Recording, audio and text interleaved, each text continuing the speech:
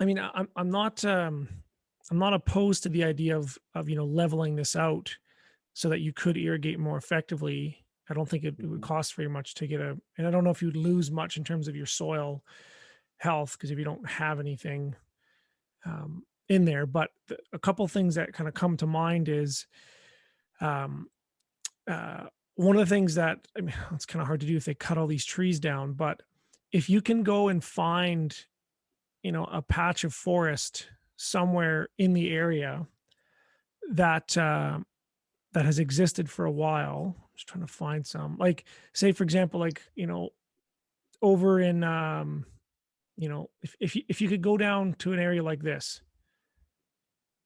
along the river bank, and Mhm.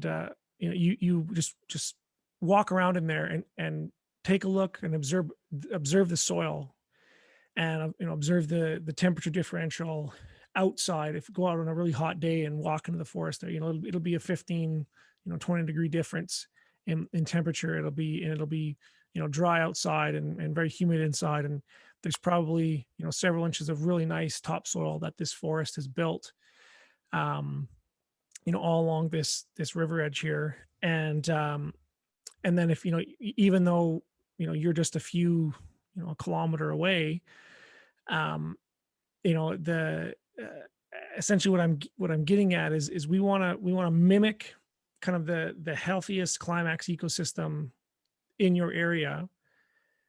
That's your template wherever you are in the world.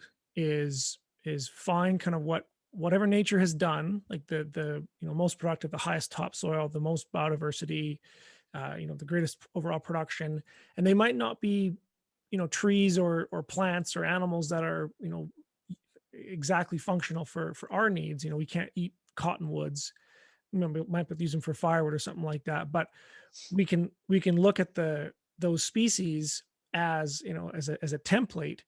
And so maybe we can swap out the cottonwoods for you mentioned honey locust, and or sorry, not black locust, but honey locust is another one that I think would do Yeah. very, Mhm. very well in your area, and sheep absolutely love it. You've already got those wild Russian olives that are growing there.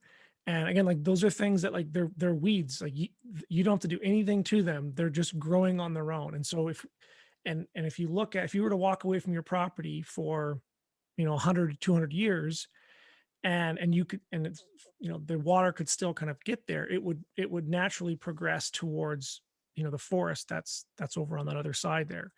So what I'm kind of envisioning for your place, and I'm not sure how it's going to work out, but I'm just going to draw like just a really simple system. And like I said, this is not um, uh, not a, it's probably not going to end up looking exactly like this, but this is just one example of what you could do. So